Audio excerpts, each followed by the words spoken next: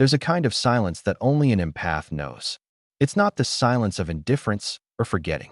It's the silence of someone sitting alone in their apartment while their family gathers 15 minutes away, fully aware of the empty chair with their name on it, feeling the weight of absence like a stone in their chest. But here's what no one tells you about that silence. It's not born from cruelty. It's born from clarity.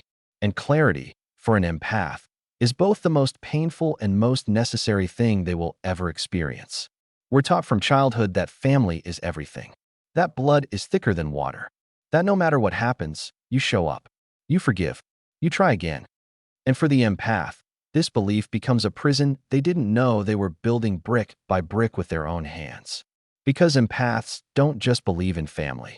They believe in the version of family they've been holding together with their emotional labor, their silence, their endless capacity to absorb pain and call it love.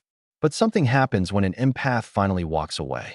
Something the world misunderstands completely. They don't leave because they stopped caring. They leave because they finally understood the cost of staying. And that cost isn't measured in arguments or drama. It's measured in the slow erosion of self. It's measured in the version of themselves they had to abandon just to keep everyone else comfortable. Here's the paradox that breaks them open. You can love someone deeply and still recognize that being near them is destroying you. You can miss people and simultaneously know that going back would be an act of self-betrayal. You can feel guilt for choosing yourself and still understand that the guilt was programmed into you by the very people who benefited from your self-abandonment. This is the emotional contradiction that keeps empaths trapped for years, sometimes decades. They think if they just loved harder, gave more, explained better, it would finally be enough. But enough never comes. Because the role they were given was never meant to be fulfilled. It was meant to be endured. So when an empath chooses not to attend the family gathering, when they stop answering every call, when they create distance where there used to be enmeshment, the world calls it cold. The family calls it abandonment. But here's what's really happening. The most loving person in the room finally stopped setting themselves on fire to keep everyone else warm. And that terrifies people. Because if the empath stops playing their role, the entire system has to face what it's been avoiding. Its own dysfunction. Its own refusal to give back what it's been taking. Walking away isn't weakness. It's the ultimate act of self-respect. It's not about anger or revenge. It's about finally valuing your peace more than their perception of you. It's about understanding that you were never responsible for managing everyone's emotions, mediating every conflict, or shrinking yourself so they could feel bigger. You were just the one willing to do it.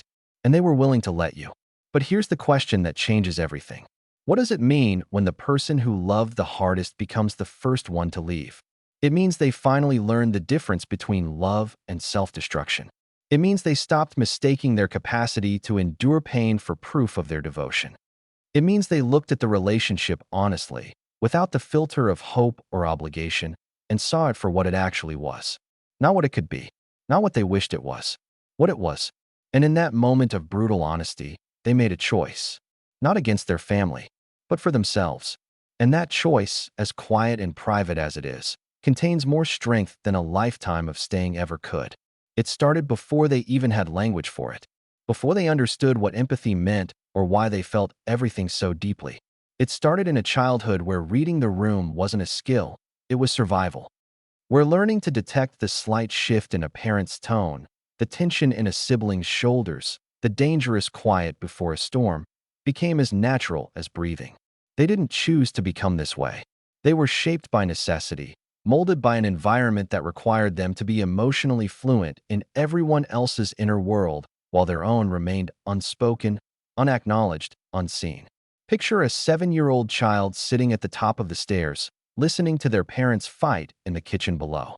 Not just hearing the words, but absorbing the frequency of the anger, cataloging every shift in volume, every pause that might signal escalation or de-escalation. This child isn't eavesdropping out of curiosity. They're gathering intelligence. They're learning to predict what version of their parents will emerge when the argument ends. Will it be safe to go downstairs? Will someone need comforting? Will they be expected to act like nothing happened? This is where it begins. Not with a decision, but with an adaptation. The empath-to-be learns that their value lies in their ability to manage what adults around them cannot. And so they became the translator, the mediator, the emotional shock absorber for a family system that should have protected them, but instead required their service. When their parents fought, they learned to diffuse. When a sibling was upset, they learned to soothe.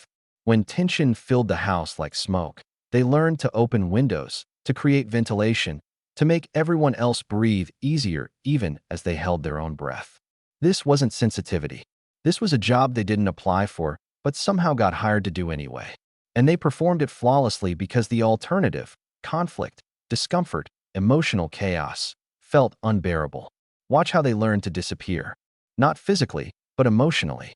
They became experts at making themselves smaller so others could take up more space. They learned to edit their feelings, to swallow their needs, to apologize for things they didn't do just to restore equilibrium. If a family gathering was tense, they were the ones cracking jokes or changing the subject. If someone was hurt, they absorbed the pain like it was their responsibility to carry. They developed an almost supernatural ability to sense what people needed before those people even knew they needed it. And they delivered, every single time.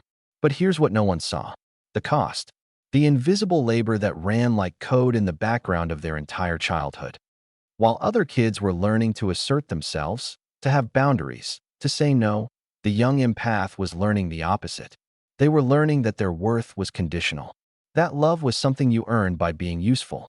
That connection required constant emotional output with little to no input in return. They were everyone's safe place, but they had nowhere safe to land. They were the one people came to with their problems, their pain, their frustration, but when the empath felt overwhelmed, when they needed support, there was a strange silence. Because the role didn't include that. The role was about giving, not receiving. They learned to read microexpressions like a survival language. A slight furrow in a forehead meant irritation. Adjust behavior accordingly. A certain kind of sigh meant disappointment. Fix it before it escalates. A withdrawn energy meant someone was hurt. Find out why and make it better. This constant monitoring, this relentless emotional vigilance, became so automatic they didn't even realize they were doing it. It just became who they were. The sensitive one, the caring one, the one who always understood. But understanding everyone else came at a price. They stopped understanding themselves. They became so fluent in other people's emotions that their own became background noise, something to be managed later, something less important. They learned that their pain wasn't as significant as other people's comfort, that their boundaries were negotiable, that their needs could wait, and wait, and wait. This wasn't noble. It wasn't a gift. It wasn't proof of a beautiful soul. It was conditioning. It was a child learning that love looked like self-abandonment. That connection required constant sacrifice. That being needed was the closest thing to being wanted. And they internalized this so deeply that even as they grew older, even as they gained the vocabulary to name what was happening, they still couldn't stop doing it. Because it wasn't just a behavior anymore. It had become their identity. The empath didn't choose this role. It chose them. Or rather, it was assigned to them by a family system that needed someone to hold everything together. And they held it. For years. For decades. Until the weight became so unbearable that something inside them finally whispered a question they'd never dared to ask before. What if I put this down? What if I stopped carrying what was never mine to carry in the first place? That question changed everything. The turning point didn't arrive with thunder or revelation. It came quietly, almost unremarkably, in a moment so ordinary that anyone watching from the outside would have missed it entirely. But for the empath, it was the moment the floor disappeared beneath their feet. Not because something catastrophic happened, but because something finally clicked into focus that had been blurred their entire life. Maybe it was the holiday where they spent weeks planning, cooking, orchestrating every detail to make everyone feel seen and celebrated. They showed up with gifts chosen carefully, each one reflecting intimate knowledge of what would make each person smile. They navigated dietary restrictions, mediated seating arrangements, smoothed over old tensions before they could resurface. They gave everything. And when it was over, when the last guest had left and they sat alone in the quiet aftermath, the only feedback they received was criticism. The potatoes were too salty. They seemed distant during dinner. Why didn't they stay longer to help clean up? In that moment, sitting in the wreckage of their own effort, something inside them went still. Not angry, not defensive, just still. Or maybe it was simpler than that. Maybe it was watching themselves in real time, twisting into shapes that didn't fit, saying things they didn't mean, laughing at jokes that weren't funny, all to maintain a peace that only they seemed invested in maintaining. Maybe it was the moment they caught their own reflection in a window during a family gathering and didn't recognize the person staring back. The smile that didn't reach their eyes, the tension in their shoulders, the exhaustion radiating from someone who was supposed to be surrounded by love but felt utterly alone. Whatever the specific trigger, what happened next was profound. The empath suddenly saw the pattern from outside themselves. Like stepping out of a maze and seeing it from above, they could finally trace the entire architecture of the dynamic they'd been living inside. They saw how they'd been playing a game that was rigged from the start. A game where their role was to give endlessly while others took freely. Where their pain was minimized, but everyone else's was centered. Where their boundaries were suggestions, but everyone else's were laws. They saw it with a clarity so sharp it hurt. And with that clarity came a devastating realization. This wasn't a relationship. This was a role. They weren't being loved for who they were. They were being used for what they provided. The moment they stopped performing, stopped managing, stopped absorbing everyone else's discomfort, they became a problem. The family didn't miss them. They missed their function. This is where the cognitive dissonance became unbearable. The war between two truths that couldn't coexist. On one side, these are my people, my blood, the ones I'm supposed to love unconditionally. On the other side, these people don't treat me the way I treat them. They don't protect me the way I protect them. They don't consider me the way I consider them. The empath had spent years, decades even, trying to reconcile these two realities, trying to explain away the imbalance, making excuses, believing that if they just loved harder, gave more, it would eventually balance out. But in this moment of clarity, the excuses stopped working. They couldn't unsee what they'd finally seen. That unconditional love had only ever flowed in one direction. That the word family had been used as a weapon to keep them compliant, to shame them for having needs, to guilt them into staying even when staying was killing them slowly from the inside out. The most painful part wasn't the recognition of mistreatment. The most painful part was recognizing their own participation in it. How they'd trained people to treat them this way. How they'd rewarded bad behavior with more effort, more understanding, more chances. How they'd confused their capacity to endure pain with proof of their love. They'd been telling themselves a story where suffering for people meant you loved them more, where sacrifice equaled devotion, where tolerating mistreatment was the same as loyalty. And in this turning point, they stopped believing that story, not because they became cruel or bitter, but because they finally understood the difference between love and self-destruction. Love doesn't require you to betray yourself. Love doesn't ask you to be smaller so others can be comfortable. Love doesn't punish you for having boundaries or needs or limits. What they'd been calling love was actually something else entirely. It was conditioning. It was obligation. It was a transaction where they paid constantly and never received change. They didn't hate their family. That's the part people always misunderstand. Walking away doesn't require hate. It requires clarity. And what they saw with brutal, unfiltered clarity was this. They had been auditioning for a role they'd already been cast in, trying to earn love that should have been freely given, proving their worth to people who should have never questioned it in the first place. The pain of this realization was excruciating, but it was also liberating, because you can't change a pattern you can't see. And now they could see everything. The invisible labor, the one-sided effort, the emotional management that had become so automatic they'd mistaken it for care rather than survival. They saw how they'd been functioning as the family's emotional infrastructure, holding everyone together while no one held them. And once you see it, you can't unsee it. The turning point wasn't a decision to leave. It was the death of the illusion that had kept them staying. The illusion that things would get better, that people would change, that their sacrifice mattered to anyone but themselves. That story died quietly in that moment. And with its death came the first breath of something the empath hadn't felt in years. Freedom. Terrifying, guilt-ridden, desperately needed freedom. There's a moment when the empath stops explaining themselves. And in that silence, everything changes. Not because they've become cold or indifferent, but because they've finally understood something profound. You don't owe anyone access to your inner world. You don't owe them a defense of your boundaries. You don't owe them a dissertation on why you're choosing yourself.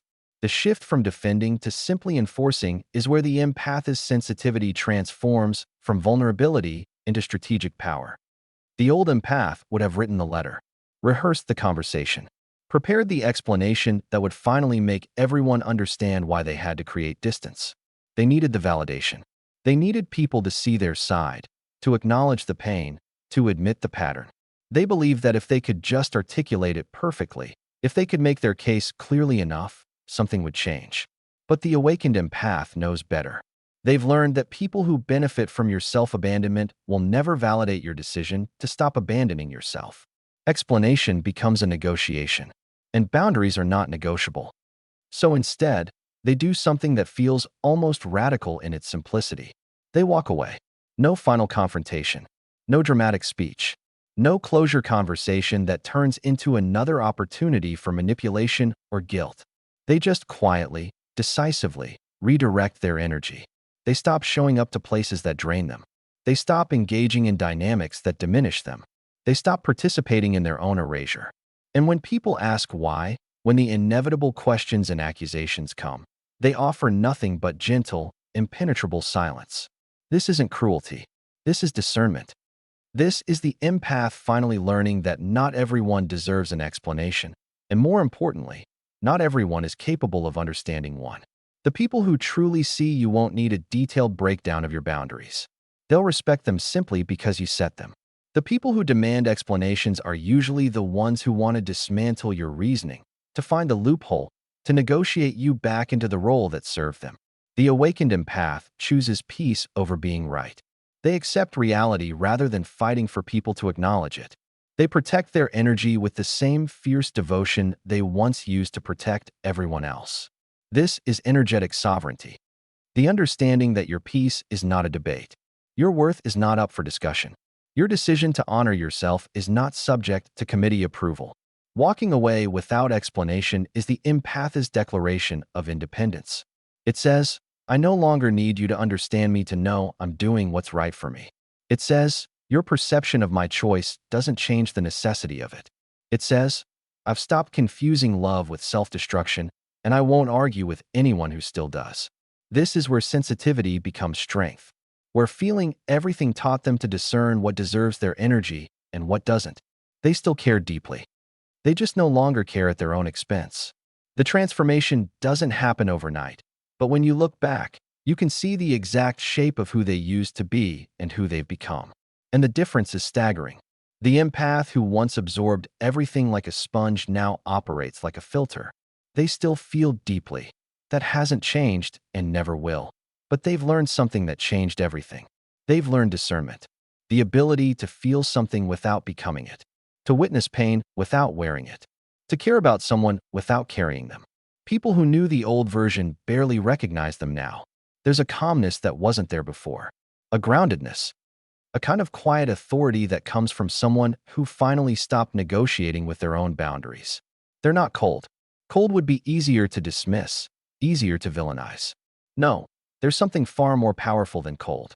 They're clear, and clarity, for people who benefited from their confusion, feels like rejection, where they used to rush toward every crisis, every conflict, every person in pain with an urgency to fix and soothe and make it better. They now pause. They observe. They ask themselves a question they never thought to ask before. Is this mine to carry? And most of the time, the answer is no. This isn't apathy. This is wisdom. They've stopped confusing their ability to help with their obligation to help. They've stopped mistaking someone else's emergency for their own responsibility. The old empath saw intensity and called it connection. They saw chaos and called it passion. They saw someone's inability to regulate their own emotions and saw it as an opportunity to prove their worth through service.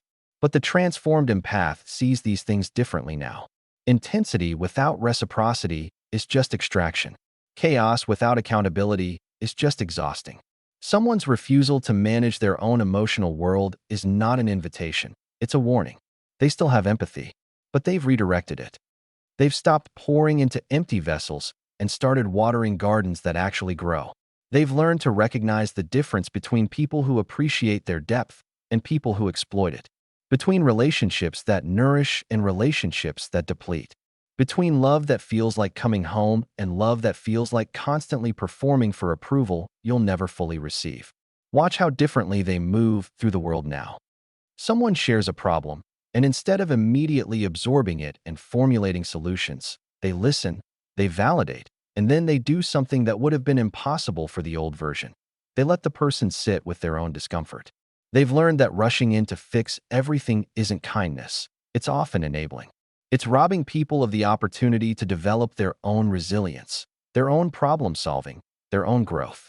The transformed empath understands that sometimes the most loving thing you can do is let people experience the natural consequences of their choices. They used to be everyone's emotional janitor, cleaning up messes they didn't make, managing feelings that weren't theirs, maintaining a stability that only they seemed invested in. Now they're the architect of their own peace. They design their life with intention. They choose their battles. They protect their energy like the finite resource it actually is. They've built boundaries that aren't walls to keep people out, but fences to keep their peace in. The spine they found didn't require them to lose their heart. That's what people always get wrong about this transformation. They assume that an empath who sets boundaries has become hardened, that an empath who says no has become selfish, that an empath who walks away has become cruel. But the truth is more nuanced and far more powerful. They didn't lose their capacity for love. They just stopped giving it to people who treated it as ordinary. They didn't become less caring. They became more selective about where they direct that care. There's a sovereignty in them now, a self-possession that comes from someone who finally understood that their sensitivity was never the problem. The problem was believing that sensitivity meant they had to be permeable, that feeling everything meant they had to fix everything, that being an empath meant being endlessly available for other people's emotional needs while their own went unmet. They've learned to sit with their own emotions instead of distracting themselves by managing everyone else's. They've learned to honor their own needs instead of dismissing them as less important. They've learned to trust their instincts instead of overriding them to keep the peace. They've learned that peace obtained by self-betrayal isn't peace at all. It's just a different kind of suffering. The transformation is complete when they stop waiting for people to change and start accepting people as they are. And from that acceptance comes a beautiful, terrible freedom, the freedom to choose differently, to stay or to go based not on hope or obligation, but on reality, on how they're actually being treated, not how they wish to be treated. They're still an empath, but now they're an alchemist too. Someone who learned to turn the lead of their pain into the gold of their wisdom. Someone who transmuted suffering into strength. Someone who found their power not by becoming less sensitive, but by becoming more intentional about where that sensitivity flows. Here's the truth that no one wants to say out loud, but every empath who has walked away knows in their bones. Leaving your family doesn't make you heartless. It makes you whole. And there's a profound difference between those two things that the world refuses to acknowledge. Because we've been conditioned to believe that loyalty means enduring, that love means sacrificing, that family means staying no matter the cost to your soul. But the empath who walks away has learned something deeper, something truer. They didn't abandon their family. They stopped abandoning themselves. And in that choice, in that singular act of self-preservation, they reclaimed something that had been missing their entire life. Not anger, not bitterness, not revenge. They reclaimed peace. The kind of peace that doesn't require constant vigilance. The kind that doesn't come from managing everyone else's emotions or walking on eggshells or performing a version of themselves that keeps others comfortable. They reclaimed clarity, the ability to see relationships for what they actually are, not what they hope they could become. They reclaimed self-respect, the understanding that their worth isn't determined by how much they can endure or how useful they are to people who never asked if they were okay. They gained something else too, something unexpected. They gained the ability to love without losing themselves. Because that's what the old pattern did. It taught them that love required self-erasure, that caring meant carrying, that connection demanded constant sacrifice. But now they understand that real love, healthy love, reciprocal love, doesn't ask you to disappear. It doesn't require you to be less so others can be more. It doesn't punish you for having needs or boundaries or limits. The empath who walks away isn't running from love. They're running toward a version of it that doesn't destroy them in the process. They're choosing relationships where their presence is celebrated, not just utilized. where their sensitivity is honored, not exploited, where their boundaries are respected, not negotiated. And in doing so, they're not becoming selfish. They're becoming whole. And wholeness, for someone who spent their entire life fragmented and scattered across other people's needs, feels like a kind of resurrection. This isn't a story about family being bad or empaths being victims.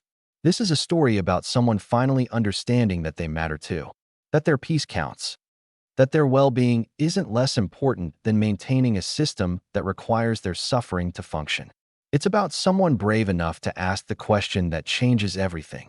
What if the most loving thing I can do is love myself enough to stop accepting treatment that diminishes me? If you're watching this and something in these words resonated, if you saw yourself in this story, if you've been carrying weight that was never yours to carry, take a moment. Just one moment to acknowledge what you've been through. The invisible labor, the emotional management, the constant giving, the guilt that comes with even considering putting yourself first. You're not alone in this. And choosing yourself doesn't make you selfish. It makes you aware. Leave one word in the comments that describes your journey. Just one word that captures where you are right now or where you've been. And if this perspective shifted something inside you, if it gave language to something you've been feeling but couldn't name, subscribe. Not because you need more content, but because you deserve to be reminded that your story matters, that your experience is valid, that choosing peace over performance is one of the bravest things you'll ever do. Because here's the final truth, the one that sets you free. The most powerful thing an empath can do is learn the difference between caring for someone and carrying them. One is love, the other is self-destruction. And knowing which is the wisdom that transforms everything.